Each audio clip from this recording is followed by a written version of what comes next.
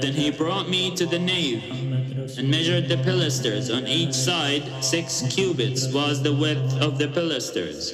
The width of the entrance was 10 cubits, and the side walls of the entrance were 5 cubits on either side.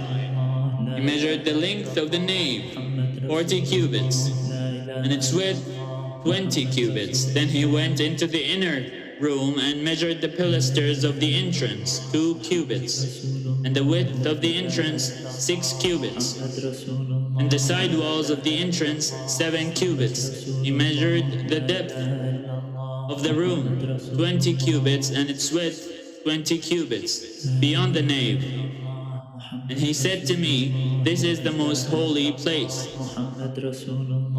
Then he measured the wall of the temple, 6 cubits thick, and the width of the side chambers, 4 cubits all around the temple. The side chambers were in 3 stories, one over another, 30 in each story.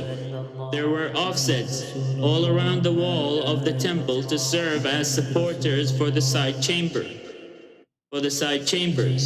so that they should not be supported by the wall of the temple. The passageway of the side chambers widened from story to story, for the structure was supplied with a stairway all around the temple. For this reason, the structure became wider from story to story. One ascended from the bottom story to the uppermost story by way of the middle one. I saw also that the temple has a raised platform all around.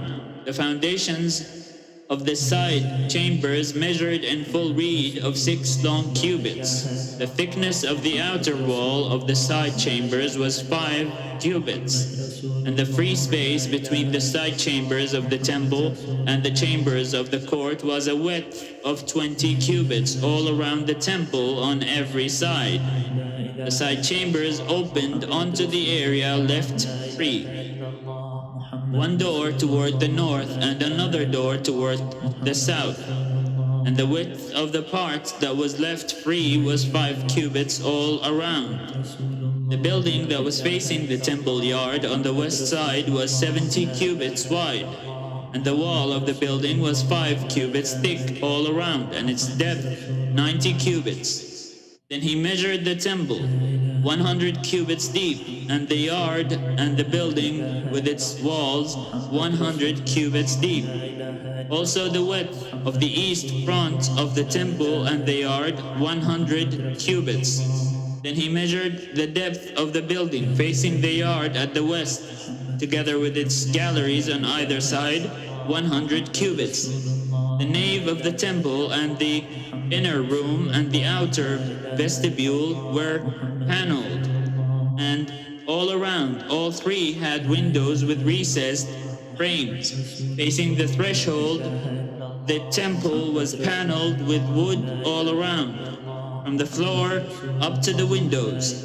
Now the windows were covered to the space above the door, even to the inner room, and on the outside, and on all the walls all around the inner room and the nave there was a pattern.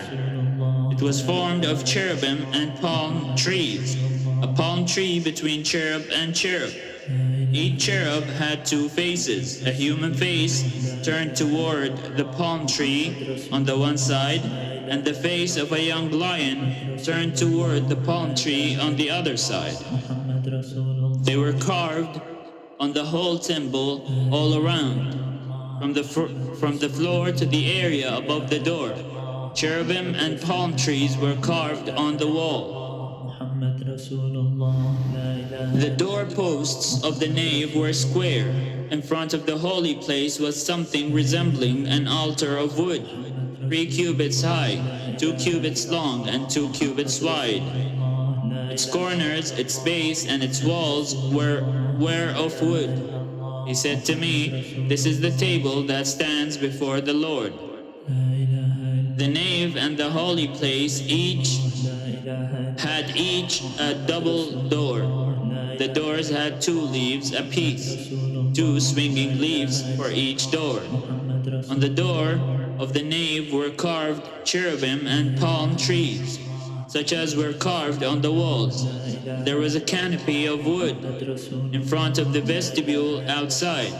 There were recessed windows and palm trees on either side on the sidewalks, on the side walls of the vestibule.